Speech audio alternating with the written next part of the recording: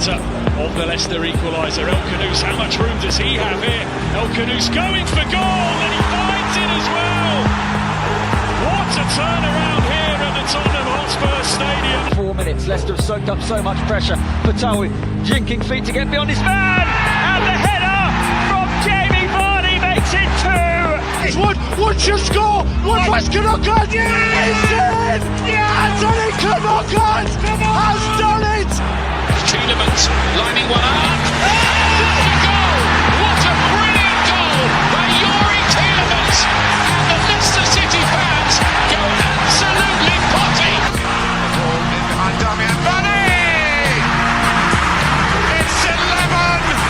It's heaven for Jamie Vardy.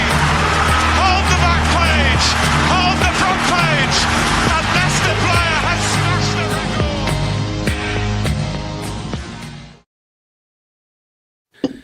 Good morning and welcome back to Blue Tinted Glasses. It is Sunday morning, which means, of course, it's time for good morning foxes, bad morning foxes, many bad morning foxes this year.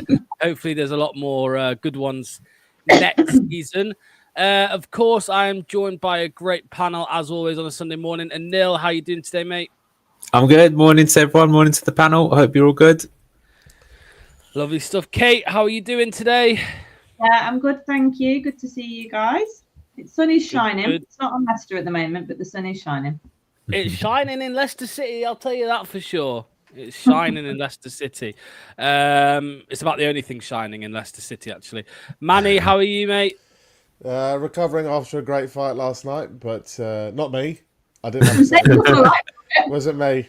If it is, I'm looking okay. No, Eubank Ben was brilliant last night, so feeling a little bit sleepy this morning, but all good.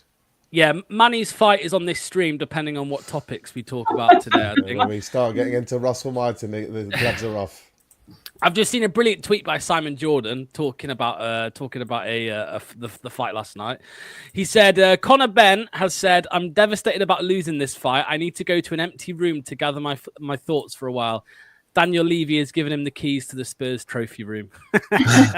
Look, hey, Logs, can we do a little bit about Simon Jordan? I've got a few bones to pick with him about things that he said generally about Leicester, a few things about podcasts like us, for example, and about that fight last night too. The guy's off. Well, I saw what he said about Jamie Vardy recently, about Jamie Vardy's statement. He basically said, "Shut up," didn't he? And you're a part of it, and blah blah blah blah. I mean, I'll come to you in a sec, Manny. But what did you make to that, Kate? Because I think a lot of players, like if the majority of our squad put out statements, Leicester fans would say, "Shut up! Like it's your fault. Get on with it." But obviously, when Vardy does it, a lot of fans say, "Well, you know." I mean, he did speak quite honestly. He called it a shit show and things like that. What did you make to what Simon Jordan said about it, Kate? Yeah, I mean, just because Jamie Vardy made a statement, there was nothing in his statement to say that he didn't feel that he was a part of the problem, why we are where we are. He wasn't surrendering or blaming others. I think if we're all brutally honest, most of us would be looking towards Jamie Vardy's social media to see what he was going to post about it, because he normally does, good or bad, because like I've said before, he's our captain and our leader, and we know that he is always Leicester first anyway. He's like the most trustworthy one, the most representative of fans, I think. And I think a lot of this big media stuff like TalkSport and the like, I think a lot of their stuff, sometimes it becomes quite apparent how little they actually watch Leicester. Only when the big news comes out, or the Jamie Vardy thing, or we've been relegated, only when there's some either shit show or the opposite, did they then come and have their say. When you can tell by some of the things that people say, like Danny Murphy's another one. I don't think they don't watch. Quite a they don't watch Leicester regularly, and that's what frustrates me. Like if that had been Kevin De Bruyne saying that off the back of what's been a really poor season for Manchester City, Simon Jordan wouldn't be saying that. But it's just, you just get a feel there's just so much emotional bias against us in the mainstream press and radio. I do anyway. But I think we all look to Jamie. We all look to him because he's our leader. He's our heart on the pitch. And yeah, it's good to know and reassuring as always that he's hurting just as much as us. Neil, I also heard Simon Jordan say, I'm glad they're getting relegated, because they found a loophole in the rules. But I understand from a certain extent, because if it was like Everton that had done what we did, I would be like, and they got relegated, I'd be like, yeah, that serves you right. But Simon Jordan, the best part about it is, I think he was having a little debate with Stefan Borson this was a few months back, and Simon Jordan was saying it's wrong what they've done. And Stefan Borson said, would you have done it if you were owner? And he went, well, yeah. So it's like, well, what do you make to this? Because it's not just him. I mean, Adrian Durham as well, I think, is a right arsehole. But yeah, there's a few of them. But what do you make to it, Neil? I'll be honest with you, I don't know what he said because I don't listen to TalkSport. And to be honest with you, I'd recommend the rest of you do the same. It's just trash, to be honest with you. If you want to listen to it, be my guest. I don't care what he's got to say about Leicester, to be honest with you. So I don't know. I can't answer your question because I don't know what he's got to say. Go on, Manny. I'd expect. Yeah, go on, Manny. Let loose, mate. No, I'm going to caveat it first with, I think his show with Jim White and whether it's Martin Keown or Danny Murphy or others is a brilliant show. It's every day, lots of content, interesting. There's different opinions, which we like on our own shows too. We like people having it out. I think Simon Jordan's problem is he just doesn't know a great deal about football. It strikes me as somebody who's watched Match of the Day, watches his own club, watches the big matches, probably whilst having, a fancy bit of lunch and having a chit chat at the same time. I don't think he's micro-analysing games. I don't think he's really, really focusing on anything apart from half Palace and the big boys. I bet you he's not watched a full 90 minutes of Leicester this season, certainly not regularly. And what do you want to do? If you say nothing as Jamie Vardy, you get criticised for saying nothing, right? You're like, come out, make a statement, talk to the fans.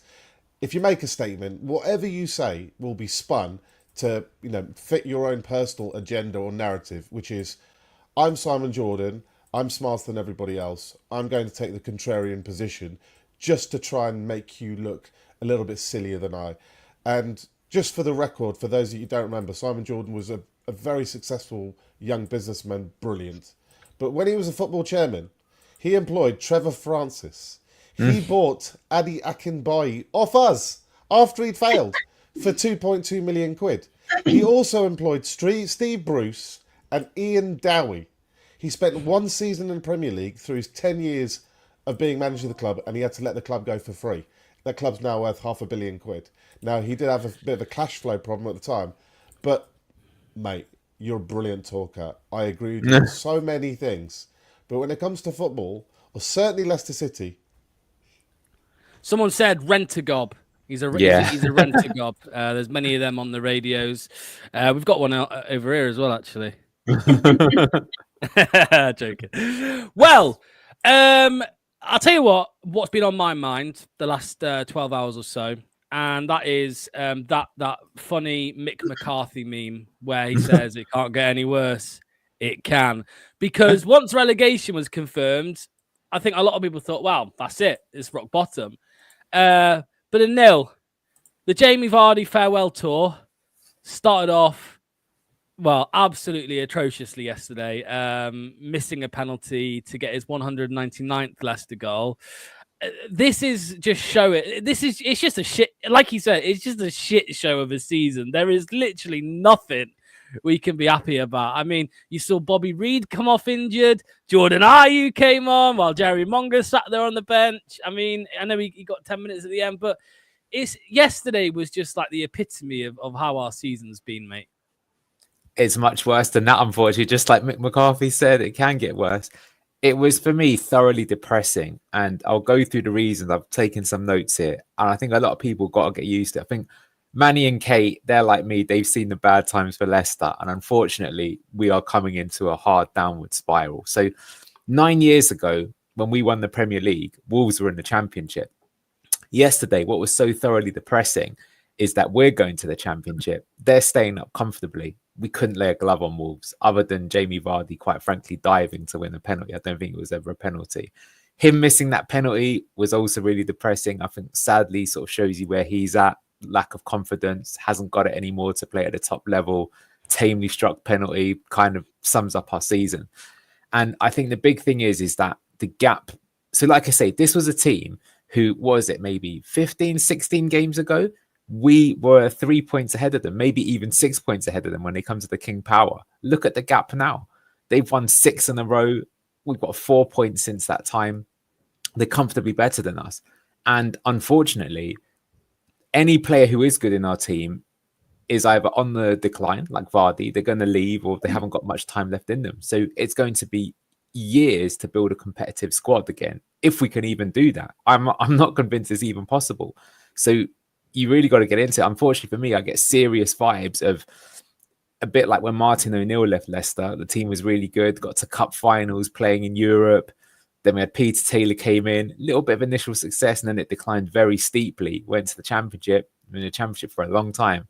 And I think that's what we're going to see here. So don't want to depress everyone on a Sunday morning, but that's what it is. That's the reality of it. So for there to be such a massive gulfing class between those two teams, when they were the team that we had a chance of finishing above at some point, and we're not even making up, we were literally above them in the table, says everything you need to know. And yet just very, very worrying. And I think there are other clubs that are far better run than us, even in the Championship. And it's hard not to be a doomer and alarmist about things. Yeah, we've got a Leeds fan here saying he thinks he can see a year into his future. Yeah, I mean, look, Joe, mate, you could well be the team, that stays up. Obviously, I know you've got heavy investment, but, Can I come to that quickly? Yeah, I think for Leeds, if you want to stay up, you need to have like an absolute stellar transfer window. Like you literally need to have a 9 or 10. You need to, like, if you sign 5 players, 4 of them have got to work out. They've got to come into your first team immediately and be much better than the players that you've got. Right? I don't think we've got a single player that does that. Maybe El Khanous, but he's not as good as Dewsbury Hall, in my opinion. Maybe he will be over time. So you need that at minimum. And even then, I'm not sure that'll be good enough, because this is the point I'm making as well. Is that then you see like Wolves and all of the subs that they brought on, and the subs are scoring goals and things like that. It's like it's a deep squad that people have got. Whereas you see with us, a lot of people said as soon as Fatawu was injured, end of the season, you can't be in that position. You can't be in that position. If you are, you have no chance of beating it. It's look at it again. Look at how bad Spurs and Man United have been, even West Ham. And do you know, by the way, when West Ham sacked Julian Lopetegui, Lopetegui still got more points than any of Ipswich, Leicester or Southampton. They could have got 0 points from then on, and they've still been fine. Insane. So that's the level of class. So, look, I actually think with them, if they are thinking of sacking Farke and maybe bringing someone in, maybe you've got a hope. But, and that's what I'm saying for us. So even if we do get promoted next season, how do you build a team that can compete like that? It's a very, very difficult proposition for anyone. We spoke about it the other day. It's ambitious to go and sack. I think it's ambition to sack Farke after promotion and bring in, because of his record, right? His record in the Premier League is really not very good. Kate, let me come to you next. So there's a comment here which says, great travelling away support yesterday. The fans have been brilliant. Obviously, you were a part of that. I think there's been many different people that have said the same thing this season, that the away support has been incredible all year round, despite the circumstances. There was some, I know you didn't see it, but there was some blue on blue action in the crowd as well. But yeah, from your point of view there at the ground, how bad was it yesterday? Yeah, really bad as well, because you're quite far away from the pitch at Molineux. But because that away tier is only quite small, it's just small and long, isn't it? Like across the whole length of the pitch, there's only say 20 rows or so. So you are actually, despite being a distance from the pitch, you are actually quite up there and personal with some of the players a bit, really. And some of the performances, some of the apathy around that yesterday was just embarrassing. And like I'll call out Bobby Reid. Like, I thought Bobby was just awful yesterday, jogging around, some real ingrained poor habits, which I do think personally have still been a hangover from Brendan. You're in a decent forward position for some of us, or when you're running forward past the halfway line, and it's like your brain short circuits and you have to turn around and back. Like I don't understand it. But it was just a really poor performance, particularly I think from the defence and middle of the park. El Khanous wasn't at his best yesterday. It was just a shambles. We didn't lay a glove on Wolves, but that doesn't mean Wolves were super duper. I think a League Two team would have beaten us yesterday, and that's probably quite insulting to a League Two team as well. I think anybody with fight or grit would have beaten us yesterday, because there's no point having loads of talent. Like, we got there quite early yesterday, so I saw them all warming up, and Jamie did his England goal where we back heels it into the goal. He was doing that in training yesterday whilst they were warming up, so it's quite good to see quite a lot of the warm up. And I said to my mates that I was with, like, even VK was right in front of us at one point. As a footballer, as a talent, when you go and watch some of your mates play, or you guys play five-a-side, like, the talent and skill these guys have is just next level. But it doesn't matter if you've got no heart and no fight and no determination. I know we're relegated now, but that wasn't just an isolated incident yesterday. That's been the feel throughout the whole of the season. And I feel like it's been exacerbated under Ruud.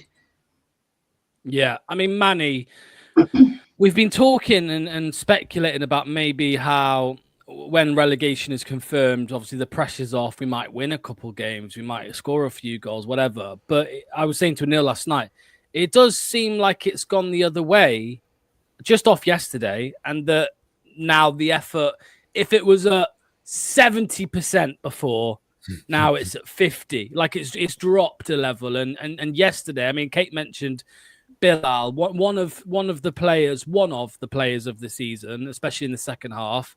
He was completely off the boil. I read the Leicester Mercury. Never advised that. They're not recommended. How long did I it read take? it. Yeah, I read the player ratings, which are always a bit shaky anyway. But I think Jordan Blackwell, no offense, but Jordan Ayew got the highest rating, a 5. I mean, what does that say? Casey. See, I thought Casey Yeah. was up performing yesterday. Jordan Ayew got a 5. I mean, go on, Manny. Talk to me. Well, I mean, I think to try and forget that they've got to be broken as players and as a squad. You're getting humiliated every single week. You can't score one goal. When have we ever seen a team struggle to score a goal in any league, in any situation, for such a prolonged period? I mean, even when you get a penalty, it doesn't go in. So you just got to be, your head's got to be dropping and dropping and dropping. Having said that, I come from the sort of Roy Keane style area. I want to play for your personal pride. You don't allow your individual self to look at the mirror and say, I didn't give it everything, or I didn't play to my best today. And regardless of the team result, even if your team wins and you had a bad game, you should still be annoyed. If your team loses and you had a good game, you should still be annoyed. You should still be annoyed until you're having a good game and your team is winning, right? Yeah. But, I mean, even for yourself, some of these players are going to be out the door. Some of these players will be thinking, you know what, I need a new club in the summer. Put yourself in a shop window. Let us get a few more quid for you. Try and play your best. It's win-win for everybody.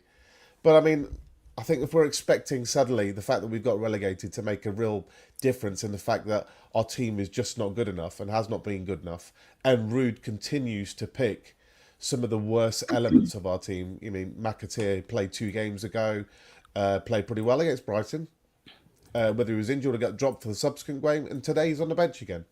I mean, Monga's getting 5-10 minutes. There's no reason not to give him a full half now at this stage. There's easy wins here that you could have. He's playing a lone player. What is the point of playing a lone player with 5 games to go and you're already relegated? A lone player who you're not going to retain. All you're doing is blocking someone else from getting minutes that might be useful. Minutes, whether it's skip because we would like to sell him, or skip because we want to play him next season. Whatever the reason is, there's no reason to play a lone player whatsoever. So I think Ruud's had continuously muddled team selections, whether it's sticking with the wrong team or changing it to the wrong. I think the element is Ruud still doesn't really know what he's doing with this team or with the elements that he has. And he himself has used the word alignment. I like that word. That's good. But aligned to what exactly? Because I still don't see what you're trying to align it towards. 1 minute it's this, then you change it to that. I mean, Caleb Okoli, we paid £15 million for, £14 million for an Italy international centre-back. And then he converts Luke Thomas to a third centre-back and plays in 5 games in a row. Luke Thomas is out of contract in 13 months, 14 months.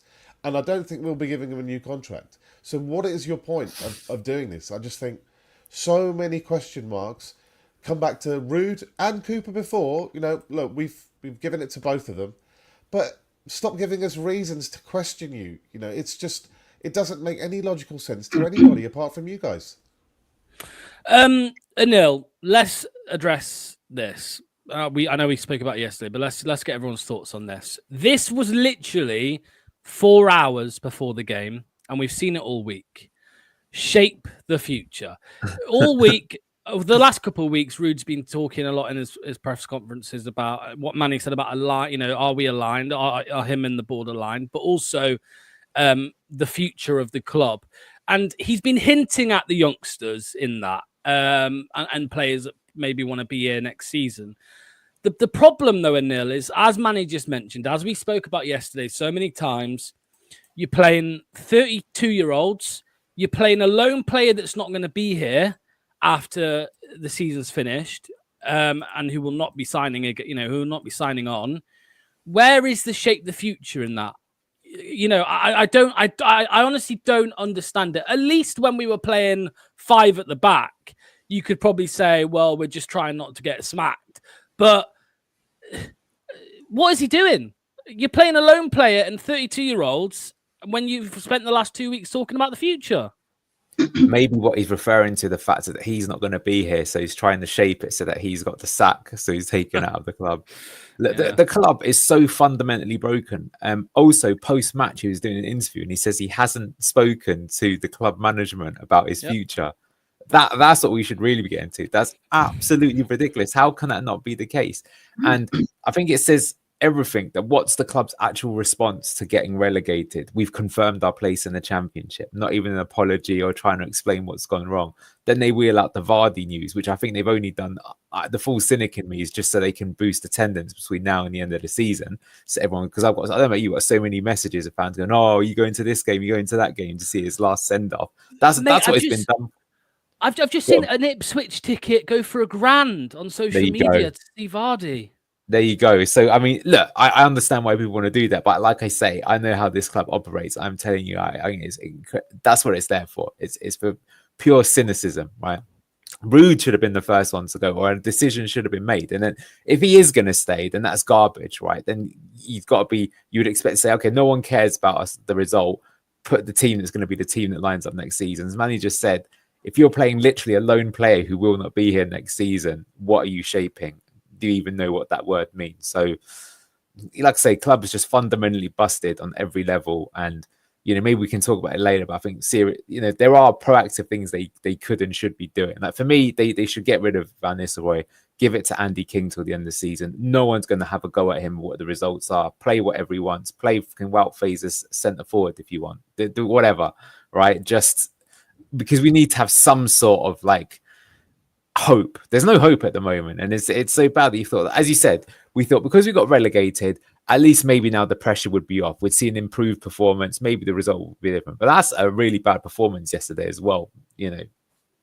Awful. Yeah. I mean, I said yesterday, Kate, that the small, because football fans are fickle and they have short memory, and after the last 2 performances, Brighton and Liverpool, that were better, even a 2% of you would have been like, okay, maybe next season under Rude, things could be okay. But after seeing that, that performance against Wolves, surely now the club have to have made their mind up and said, this is not the man.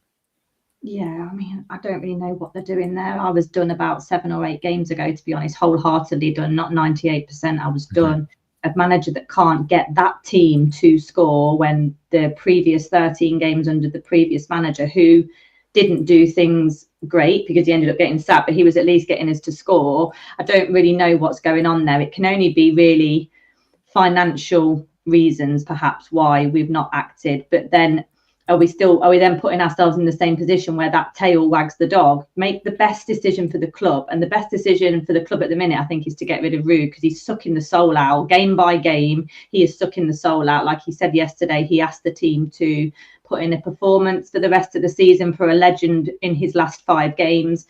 That didn't even look like that was the plan at all yesterday. I just don't think he can talk and communicate with the squad. I don't think he can manage people. And I don't genuinely think that he's ever had his head above water in this job at all. It's been too much for him, too big for him. And all this worry about initially from us about, will he walk if he doesn't get the transfer money? I wish he would walk. Now I just wish he would walk. If that's what he's about, then walk, mate. And I think you can call the board all you like, and there's for and against in that manner. But as far as the footballing goes, which they gave Ruud that job, they've delegated that to him and the players. What gets everybody's go watching it is the players and that manager. You can say what's gone on behind the scenes, but when the decision's made to hire someone, the book then stops with that manager in that particular period of time. And Ruud and the team have just been a total washout for us fans, really. Yeah, I totally agree. I mean, Manny, there's loads of comments coming in here, but you know, somebody put I just Kate. think, sorry, when we were like, well, there was quite a lot of us talking around yesterday in the stands, like probably about 10 of us all around, like I didn't know. And we all said the same thing, like we were all saying the same thing. So we were like, if Ruud can't see it or the players can't see it, why can 3,000 Leicester fans see it? And that's not the first time that's happened either. Yeah, no, absolutely. We've said that all season long. I mean, to be fair, we said the same under Cooper, right? I remember seeing Neil do his depressing analysis every single week. More depressing under Ruud than Cooper, to be fair, which is... I can't believe that's been the case, but it has been, yeah. And it's always been the case this season. Like, if we can see it, how can they not? And I think it's the same now as well. But no, Manny, there's lots of comments coming in. And I think Kate said it perfectly. It's sucking the life out of the players, the fans, you know, everybody, probably the coaching staff, the other non-playing staff at the club. And at this point, Manny, it's probably, even if you plan on sacking him at the end of the season, even if KP, even if Top and Rudkin have already made their mind up, okay, he's going to go at the end of the season, we should do it now to stop the rot. No, I don't agree with that. Really? There's no point. Whoever you're going to bring in, we're going to keep losing games. Okay, so there's no rot. Suddenly it's going to magically we're going to start winning a few and getting points. I don't think that's going to happen. What you could see is definitely Andy King taking over and saying, look, I've worked with the kids for 4 months or whatever it was, and let's get some of them in, and I don't mind that. If he wants the job, if he wants the pressure. That's what I mean. Getting rid of Ruud. Getting rid of Ruud, I mean. We are in a delicate PSR situation where every penny counts. What's the point of paying him off and then paying someone else to do a job we don't need anyone to do? You could sack Ruud and bring in nobody and just let them carry on. Whoever's there, whoever wants to take it, whether it's Andy King or Jamie Vardy, player manager for the rest of the season. You know, that kind of thing I've got no problem with. As long as it doesn't cost you £1 more. Because every pound you spend today will be smaller budget for when it really matters next season or onwards. And I think this is a little problem with our overall club management for a while. We've been a bit too casual with our money, you know. How much money have we wasted, not just in transfer fees, overpaying for players, even players that we probably could have got for less money, but the wages, the not getting rid of players, not trying to pay half a salary to get somebody off your books for a season, not loaning enough players out. Like Will Alves was sitting there the first 3 months of the season, doing absolutely nothing. What's the point of paying a salary? It's all of these things, these minutiae in money, do add up to actually make a difference between whether you can sign a different player or a different calibre of player in the long run. So, look, I mean, we're all moaning. What have we got? 3-4 weeks left? Do we really want to appoint a manager for 3-4 weeks only? No, but we're not saying we're not saying a point. Yeah, we're saying just get rid of Ruud and have Andy King or someone like that. That's fine, as long as Kingy really wants to do it. But I don't want to put him in a situation where he has to take over a really toxic situation. And maybe he thinks, do you know what? After that experience for 3-4 weeks, management's not for me. So, you know, I wouldn't stress too much. Let's face it, we're used to getting battered every week now. You know, we're all we're apathetic towards it, aren't we? I just don't want inaction to mean that the next person coming in has a bigger job to do. I agree. And so, look, as soon as the season finishes, yes, the second, like the day after, Ruud's gone, and then the hunt should already be starting now. You know, it should have already started 6 months ago, a year ago. We should have our names lined up. But don't get me wrong, and as soon as the second finishes, that instant, don't waste any more time, then we do it. But, you know what, I would say, Manny, I would say is Southampton are already one step ahead of us for next season because they've sacked their manager the day after relegation was confirmed. That would be my opinion on the situation. Who did Southampton appoint for the interim? I don't know. Is it one of their assistants or something? One of the coaches, yeah. Yeah, if an assistant or coach wants it and therefore it's not an extra wage on the books, that's fine with me. I've got no problem with that as long as they want it. But I don't think it really makes. They a big don't even difference, need be to want it. honest. You can just tell them, boom, you're Yeah. doing it. You're an employee of the club. I mean, I they. don't know. Manny, you're taking the game against Forest. Off you go. I'll take it. I'll take it in a heartbeat. Give it to me. No problem. I'll tell you what. Give me the. Out the give me frying the- pan. Give me the job for 5 games. No problem. I'll do it for free. Well, we know who's got history of being interim manager at Leicester City, John Rudkin. Maybe he Do fancies you know it for a what? couple That's the games. best idea out of all of them. Imagine. Make him face up to the. You know what? At least you'll get an interview out of him, right? Because he'd be obliged to do a press conference. You'd be obliged to do a press conference before and after, and a post-match interview. Maybe Owen and the others can ask him a few interesting questions. I can't cope with the corner flag picture, and then the next picture is Manny. That would just be absolutely brilliant. That would be brilliant with his boxing gloves on. So There we go. actually, funny. There's a comment there. Me to replace Vardy. I actually played 5-a-side last week. It's got to be 10 years since I played. I tell you what. Have you got your fast twitch fibers? Mate, I made the Chugosaurus look like Usain Bolt. I can tell you. I mean, this is. I mean, Anil, this is why we always say the board have only got themselves to blame. I mean, Manny mentioned PSR reasons for why maybe we can't sack it. I mean, what idiot in a relegation battle hires a manager and doesn't demand, doesn't insist on putting in a relegation break clause, whatever you want to call it, because that is why Southampton were able to sack Ivan Juric the day after relegation, because they knew the R's on the table next to the name, they can get rid of him, plan for the future. We can't do that because we haven't put a break clause in, and we're gonna have to pay out his full contract, which is it 2 more years after 2 more years from June. Let's say he's on at least 2 million a year. It's going to be over 4 million that we're going to have to pay him out. It's crazy. It is. I mean, to be fair, he probably wouldn't have taken the job if that clause was there. But then in that case, we should have looked elsewhere, I think, because I think to allow someone like that who, hadn't had that much coaching experience, it was always a risk. That's what we always said when we appointed him, is that, there was as well, he'd been linked with jobs more like Burnley and Coventry in the Championship rather than Premier League teams. So a huge gamble. So that said, maybe to defend him a little bit, I mean, when he was appointed, it's hard to have seen it going this badly, isn't it? And it's truly been awful. But whatever, look, I still think they can put him on gardening leave or whatever, and then just delay it until. Scottish way of 1 year rolling. Say that again. Or go the Scottish way of 1 year rolling contracts. Neil Lennon's spoken about that a lot. Yeah, They but just for no one will example, take Neil it, Lennon will gets they? given those contracts because he's a crap manager. Brendan Rodgers is on a rolling contract. Let me assure you of that. So, Yeah. look, I understand for where it is. Someone's probably going, look, I'll take this job. It's a poison chalice. If I take it, I want to have some sort of guarantees that you're not just going to ditch me because it's not my fault. But it is what it is. But look, coming back to that whole appointment, as I said, they waited the international break with Cooper still in charge. Then they did get rid of him. It seemed arbitrary and they didn't have someone lined up properly, or if they had, they hadn't done it properly, because a lot of people thought as well, oh, wow, if they're getting rid of him, they'll probably have the new man in like a day or something like that. Because, some other teams do that, don't they? It's like, but I remember when Gary O'Neill went from Bournemouth and Iraola was confirmed like the day after or even on the same day. That's what the well-run clubs are doing. Leicester are just farcical how his club is run. I suppose you never know because they're taking so long. Maybe that's something that might happen for us this year. Maybe we wait.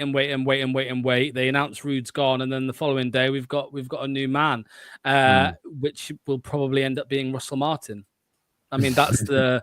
I know he's not a great source, but Alan Nixon, he gets some things right, and he's saying that Russell Martin is the favourite to take over at Leicester next season. What do you make to that news, Kate?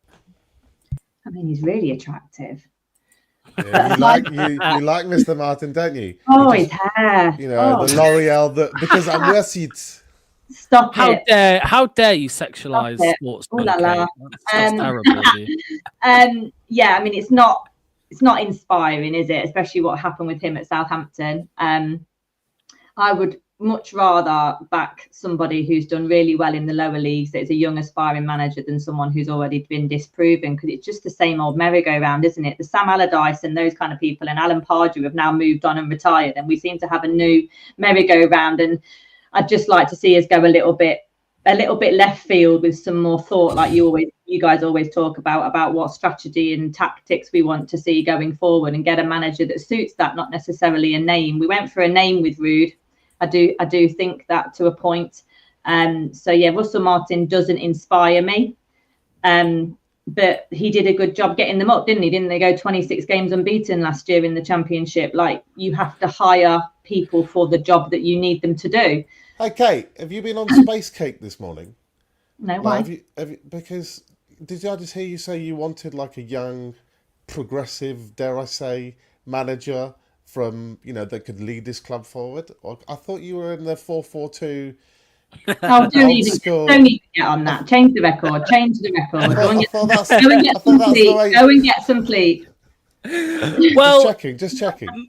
Manny, Russell Martin, it's exactly what I'd expect when somebody with hair tries to do pet ball.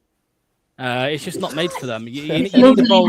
Got a point there. Very nice hair and a lovely beard too. Very well kept beard. Don't forget. I mean, Kate said, okay, he got them up, but they finished fourth. In the Championship, which if they hadn't have beaten Leeds in the playoff, it would have been a failure of a season. Yes, they went through that 20-something game run, but they also had some really shocking moments. We smacked them. What was the aggregate score with us? 9-1? 9-1? And I can go through the obvious stuff. Yeah, you're right. The on. Obvious stuff. Nearly didn't get them relegated, was awful in the Premier League, super stubborn with his style. Came up against Enzo, got 9-1 battered. A horrific start. Talks a good game. A lot of bluffing going on there. Didn't have any positive influence in the transfer area because they just signed disaster after disaster. But that's just the obvious stuff, which we could all know. But the real issue with Russell Martin is it's like pet ball on steroids. Like, it's even more extreme than Enzo was. It's very, very, very similar, but even more. I think, what's the word? It's purity is more important to him. Like, believe it or not, Enzo isn't 100% wed to everything. If the requirement is for Mads to kick it long, 1 in 6 times he'll do it. I watched Chelsea against Everton yesterday. They kicked it long a few times, make no mistake. Enzo still wanted lightning fast wingers to execute the style. Russell Martin wasn't supporting on that. I think the difference was that Enzo would say, look, if you're under extreme pressure, then you don't have to play the short pass between the keeper and the defenders. Russell Martin is, I don't care what pressure you're under, that pass has to be made. Like, it's a point of, if you don't make it, you're going to get dropped. And that is a big, like, what did Nigel Pearson call him? That's an ostrich moment from Russell Martin. You are not considering the real situation at hand. You're playing football on a whiteboard. That does not work. So technically, he has an issue with his own system that I think is always going to be his downfall, unless he sees that, I am a bit of a fan of a plan B, but you don't have to be a total plan B, but you can make very small adjustments to plan A, and he never ever makes those, and Enzo and even Pep do. Yeah, Gabe moved on from that style as well. Like, that's a fact. You're seeing it in the Premier League. Like, he thinks that Spain from 2008 is still the be all and end all of football, but that maybe that was true 5 years ago, but it's not right now. I was showing these stats. The top 3 teams in the Premier League do not have the top 3 possession stats. Games moved on. It's more about explosive transition now. So I feel sorry for Kate and Imran. If Russell Martin gets appointed, they'll literally fall asleep in every game. He had more possession even than Enzo. All fall in love. No. Look, since we just briefly touched upon it, that Anil's bang on. Like, what we think of as pet ball and tiki taka is already fading away slowly. Too many teams have had to face it for 15 years, and they're finally figuring out how to approach it. We've seen it, and the new way is actually, it's either a 2-3-5. or a 3-2-5 or a 3-3-4. Even at moments yesterday, if you actually just pause the game, you can see even us under Rude yesterday had 3-4-5 people forward. and it wasn't necessarily to hit it long and compete for the ball either. But the ideas that we have, even of inverted fullbacks and wide and playing the extra eights, even that is fading away quickly. So, I'm not going to focus too much on the fact that Willie Caballero beat David Moyes yesterday. Give it a rest. Have that. You mean Enzo Maresca's team with Willie Caballero on the touchline beat David Moyes, right? That's what you mean. 100% record in the Premier League. Right. Let me because I've just done a little search, right? But the game has moved on. The game has moved on from all of them. I think it would be a car crash or something. I mean, I've just had a look here. I mean, his managerial record so far: MK Dons 19th and 13th in League One, Swansea 15th and 10th, Southampton 4th with the third best team, of course. It listed his best achievements, right? No word of a lie. His biggest achievements, and the second on the list over promotion was doing the league double over Cardiff City. I mean, like, to be fair, Locks, just to that, all of that is true, right? But I know the Southampton fans will actually say that, as crazy as it sounds, they were better under Martin than the two people that have come in since. So he's actually sort of gone up a little bit in their esteem. I do totally agree with the fact that he is very stubborn, although it is funny. He basically, in his entire career, changed his tactics once in 2 games, and they were both games against Leeds, and they beat him both times, and that's how he went up. But for me, the bigger question is those like I've always said this, I think it's unfair of us always that we judge managers, right? Because you don't know what they're going to do. You never know. They might change their style, or they might adapt to it. I do think it is fair to say, though, that if you've looked at managers and there isn't enough sort of history of seeing them change it, that you can be a bit skeptical as if that's the case. So you never know. For what it's worth, if Russell Martin is appointed as the manager, I still think, look at who's got promoted this season. Daniel Farke, literally the championship manager, he's probably overtaken Neil Warnock now because he's won it so many times. And you've got Scott Parker, who's also got teams promoted. If you give Russell Martin the Leicester City squad, he's still probably going to get a good tune out of it. Now, do I think he'll keep us in the Premier League? I think, that I do agree with. For what it's worth, I wouldn't want him, that's for sure. But, unfortunately, like I said at the top of the show, look at where Leicester City is right now. We are looking at sloppy seconds. We're not getting. We've fallen bad. Yeah. Locks asked me a while ago, give me some names, Manny, give me some names. Well, I did go away and I've done not extensive, but I've done some homework, and I've got 2 names that I think that we could get. I know you don't think we could get one of them, but I think this is much more progressive thinking about what those managers are trying to achieve. It's much more repeatable, sustainable, much more exciting to watch. There's 2 names. There's Merlin Polzin, who's the manager at top of Hamburger SV in Bundesliga B. He's got 17 professional games. He's 34. His tactics are cutting edge, is how I would describe it. He's got a good record so far. The second one is the manager of Legia Warsaw, who just played Chelsea recently in the Cup. Gonzalo Fei, he's 35-year-old Portuguese manager, doing wonders at Warsaw. Again, very progressive, very aggressive style of play, very young, very repeatable.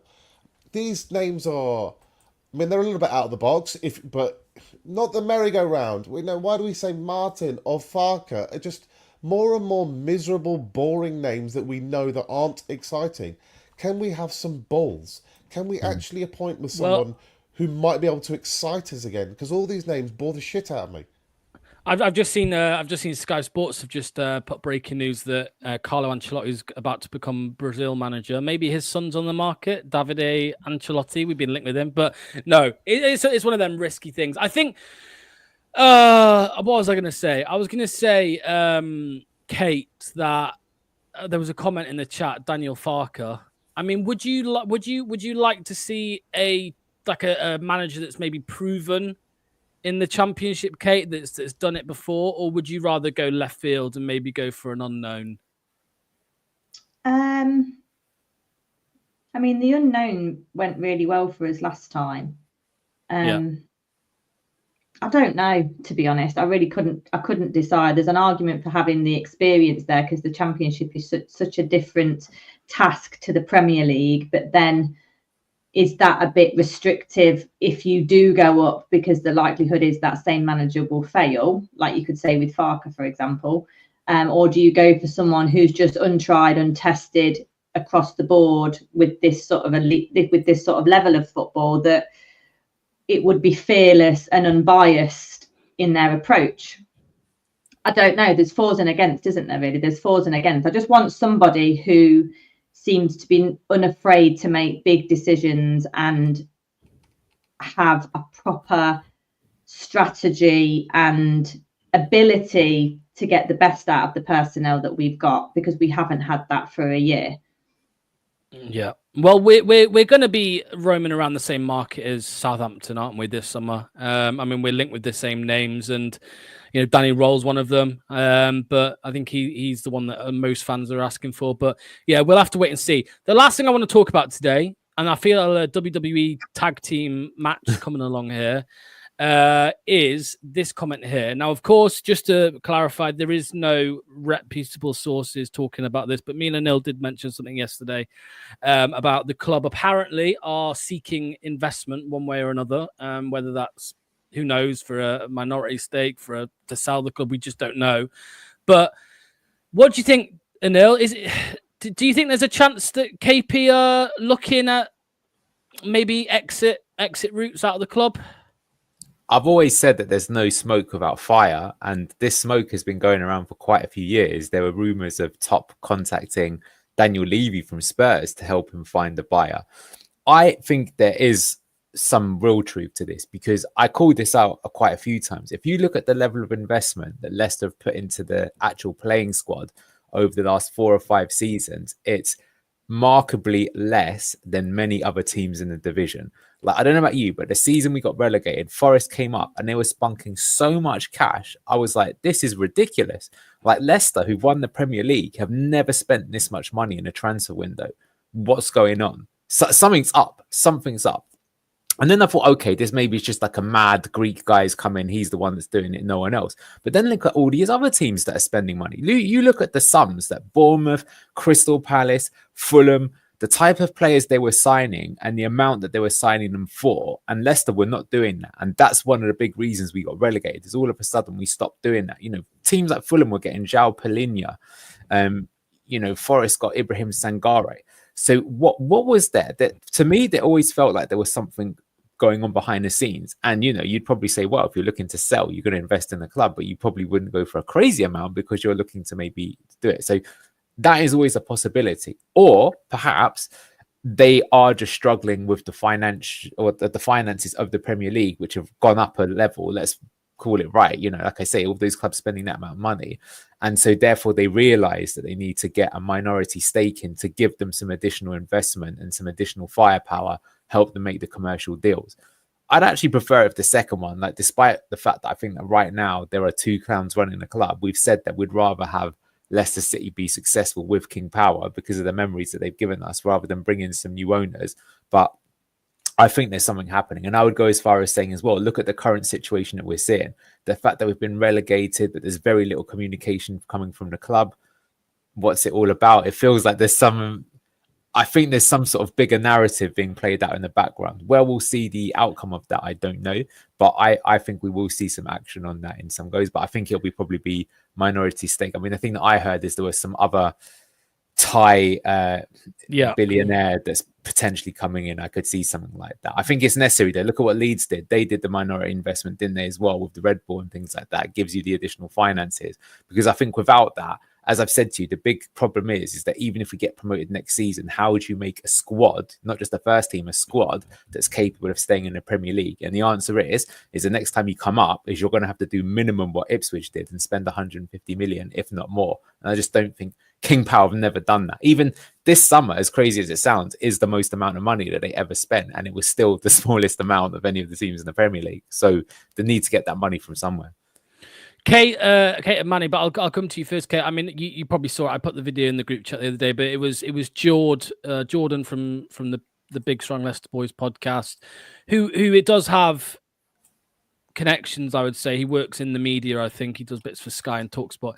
He heard from 2 separate people that don't know each other that there was a meeting that took place, I think, on the day of the Liverpool game between Top and potential investors. I mean, what do you make to that? It wouldn't surprise me if there was a stake for sale, just to attract new investment. I think that's a healthy thing to do for a lot of businesses, and the football club's no different. And it means that there's another seat at the table, and it means there's some fresh money in, and it takes all the responsibility off the king power and top. So I think, like football aside and how we feel about it, it's probably quite a healthy thing for a business to do anyway, for diversification of options, thoughts, strategies, etc. But I would be surprised if he sold the lot. But I think he would be open to offers to attract new investors as a partial stake, to be honest. But whether that's going to happen or not, I don't know. I mean, I think it was Manny on our chat said the other day that with relegation, the stock has obviously dropped somewhat. You know, the stock of Leicester City is now lower, but that makes it even more an attractive buy, you could argue, for any potential new investors coming in. And it's not about the money for top. It's not about the money for any Premier League owners. They don't make any. Southampton were only one of 4 this year, ironically, that made a profit, and I think it was just £8 million. So it's not about the money. I think it's about diversification of people, of seats at the table. If John and Susan don't talk to each other as some would have you believe, then it's obviously good to have somebody in the middle of that to maybe bridge it. If that happens, then I think that's kind of a lot of what fans want, isn't it? They want not necessarily king power out, but they want somebody else in, an external, unbiased, unconnected voice at the table. Manny, what do you make to that, Manny? Because Kate said the stock will have fallen with relegation, but maybe there are either investors or buyers that would say, well, look at the club and go, well, not much needs changing. There is some stuff that needs changing, but not much needs changing to actually get this club back, to the top, back to fighting for Europe. I mean, what do you make to that and the news in general? There won't be any shortage of investors for sure. There'll be a queue of people lining up to take a piece or all of Leicester City whilst they're relegated, because the asset is distressed, and everybody will fancy turning it around pretty quickly. Remember, the last time we were in the Championship, we hosed it, and the infrastructure's already there, the training ground's there, the history of the club's already there, the reputation's already there. All we would argue is that with better management, this club could really start flying again, right? However, I think a lot of this is actually a little bit about money. With COVID, King Power, they lost an absolute fortune. I think their net value went from $6.4 billion to $1.8 billion. People stopped flying. Nobody's going into duty-free areas. They have no income. And naturally, they had to tighten their belt. We've heard rumours about cash flow problems for a number of years with King Power. So I think there is an element of, as soon as that business has never recovered to pre-COVID levels, and now we live in an inflationary world where prices have gone up, the cost of flying has gone up, the cost of hotels has gone up, cost of travelling and tourism in general is down worldwide. So King Power as a business has definitely been affected massively by that, which is why I think they never perhaps wanted to push harder than they have done. But at the same time, I think Top is probably thinking, we can sell a small piece of the club, 10, maximum 20%, just to get a new voice in. He's used to having, a senior figure in his life, giving him advice, giving him mentorship, and maybe he does want that again. I think Top is perhaps doubting himself and maybe is looking for, somebody else to provide reassurance and comfort in that regard. And depending on who you bring in, it can be a useful tool. I mean, Bournemouth brought in investment, Palace brought in investment, Burnley brought in investment with JJ Watt. So it's a fairly common thing to do. Diversify your risk, get some smart people in the room, add to your cash flow. Hopefully we can drive on forward. One thing I would say is that I saw an interview with Ryan Reynolds and Rob, is it McEnany? I can't remember his surname, sorry. Yeah. These guys are excellent in how they manage the reputation, the view of the club. They have got that entire club buying into it, whether it's the fans, it's the media, it's the charm of the individuals. They're all so focused and pointing in the right direction that I think perhaps some kind of new investment. Do you fancy any Hollywood stars to come in and buy 10% less? Who was it? Do you remember? Arnold Schwarzenegger. Come on, Arnie. You've been Well, that's governor. someone like Tom Brady going in at Birmingham. Exactly. Do you know, remember this when Cengiz Under joined Leicester and the Undertaker posed? Can you imagine getting the Undertaker on board? That'd be insane. Vince McMahon's got a lot of money at the moment. Vince. Problematic. Luka Modric came in at Swansea. I could see Kante or Mahrez doing something like that. Because the amount- Mahrez. That's a good Well, shout.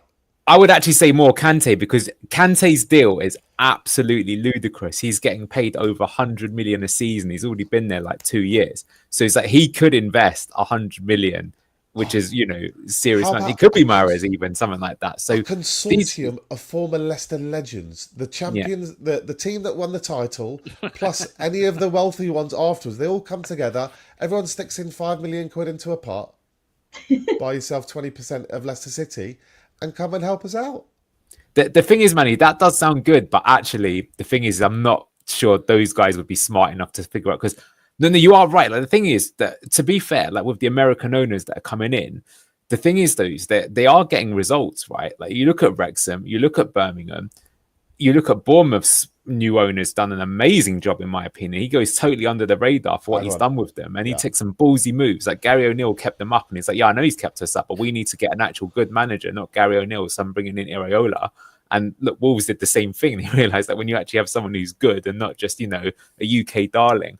So the problem is, though, is I don't really see a Thai company getting in like US investors or someone like that. But because the thing is, where those American investors I think are good, is because the whole Moneyball approach in America. The reason they're coming in is that they know that the Premier League still, which as crazy as this sounds, is still undervalued compared to the NFL, because the NFL, which only plays like 18 or 19 games a season, the amount of money it makes is ridiculous. So they're looking at the Premier League and they realize that this is actually still going to jump again. And that's why the level's gone up and they want to invest. That's why I really hope that Leicester, this is like, I mean, they're fucking this up so badly, but they should be up in the, there's opportunity to grow the value of the club to like 4 or 5 billion, but I think they've just completely missed it. Yeah. I'll just quickly, we'll get everyone's opinion on this. I know I will come to you first, Neil, because you started the comment here, mate. Just invest in youth heavily. Fuck me. Yeah, we do need to do that. But the reason I wanted to bring that comment up is that if we get back to the Premier League, there's much more to it than that. Right, like I'm saying, the quality of the squads that you see there. Like again, who was the best player yesterday? By a million miles, it's Mateus Cunha. Wolves signed him for 45 million a few seasons ago from Atletico Madrid. The ballsiest signing we've ever made is Yuri Tillemans, right, from Monaco at 32 million. And he probably, in terms of the highest quality player we've ever signed, I think it is Yuri Tillemans, in my opinion. I think Mahrez maybe is a better player, but in terms of like, okay, this is someone that like is exciting to see.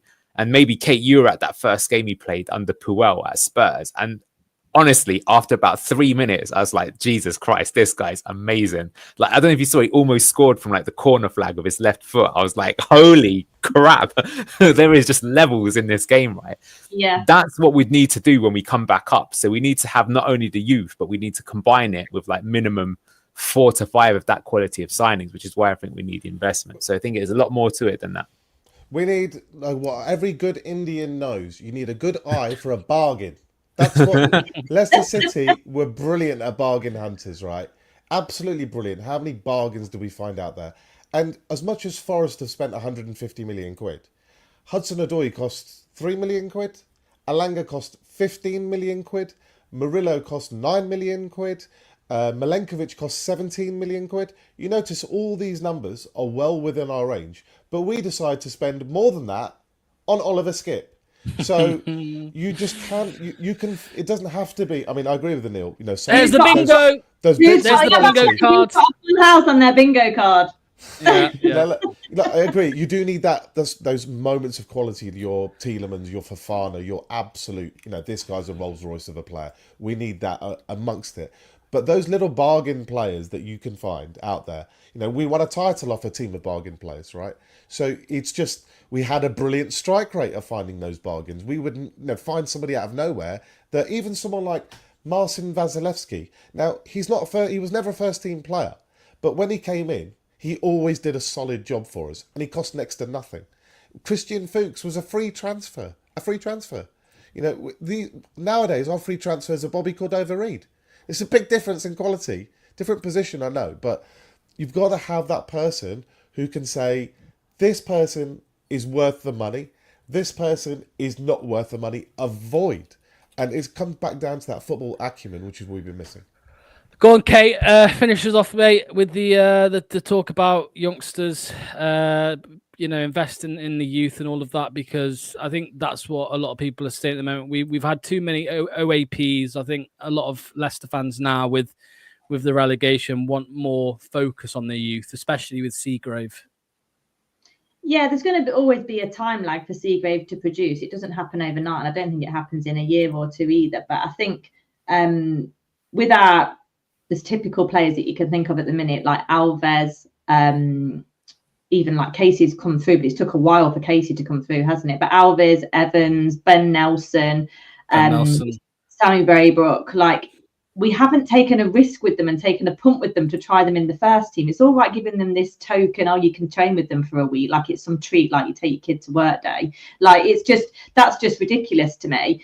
We need to try and push them on a bit. I think Alves was probably ready last year under Maresca. There could be argument that his injury meant he wasn't quite ready, but I would still rather try him. He's now gone out to a championship club that we could have perhaps used him last season to get him ready for the Premier League. So are we doing enough?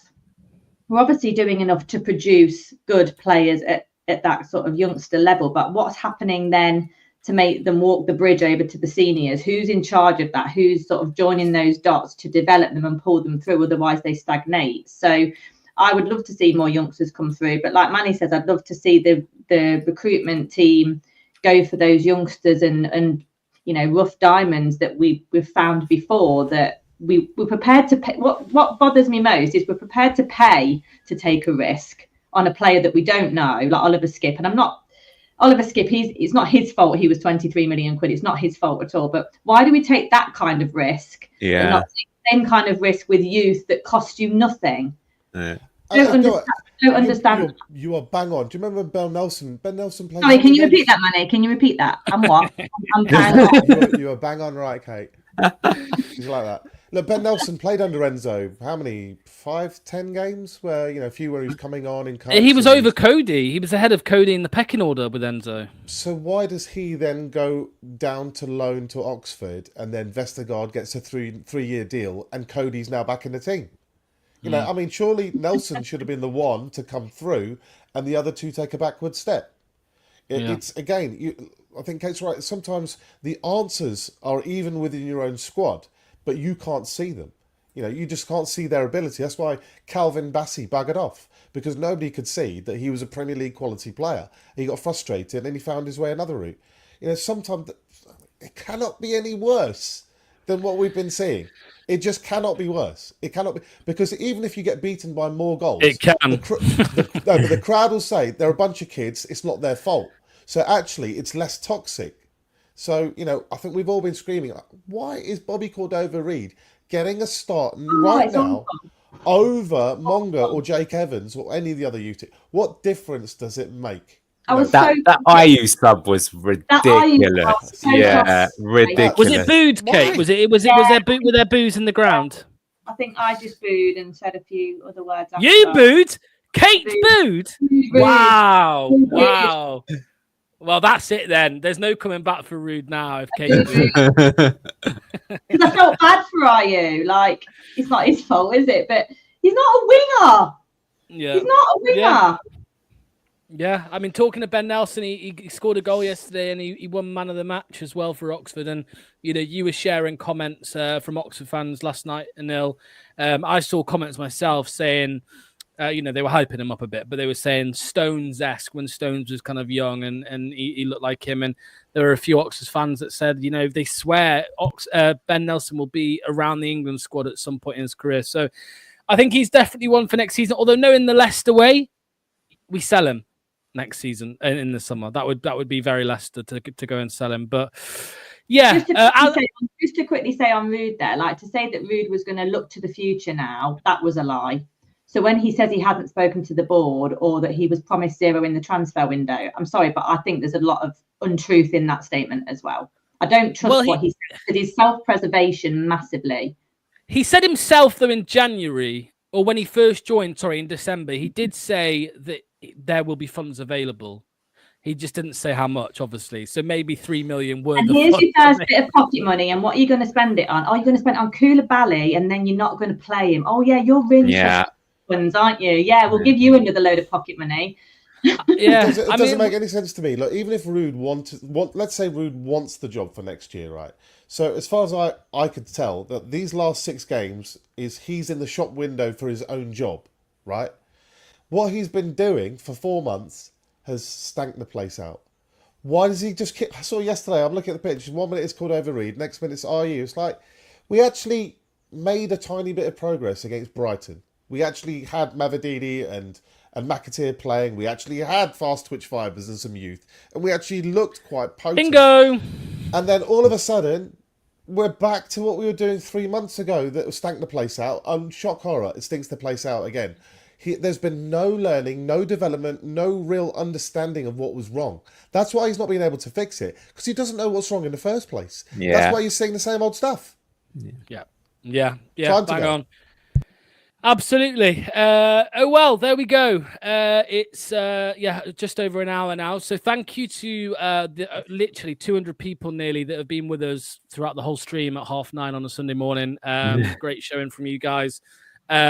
As I said yesterday on the watch along, just because relegation is confirmed, the content doesn't stop there. In fact, it probably means more content, because we've got more to bloody get angry and moan about and try and improve the club in some way. Somehow we need to try and do that.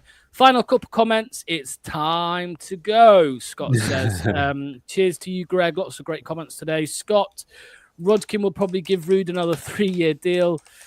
Bring on the championship, says Brian. Absolutely. And finally, there we go. Richard said, I booed that sub as well. So there we go. Fast Twitch Fibers. We'll end it on that. Yeah. Congratulations to everybody who got the full house on the bingo for Manny's bingo card today. Fast Twitch Fibers. What else was named? Willie Caballero, Oliver Skit. Yeah, absolutely. We just didn't get the Ndidi non-negotiable, but that's a discussion for another day. Right. Thanks to Anil. Thanks to Kate. Thanks to Manny. We'll be back tomorrow, 7 p.m. for the live call-in show. Your chance to come and have your say on everything. We'll see you then. Enjoy the rest of your Sundays. Get outside because it's nice and sunny.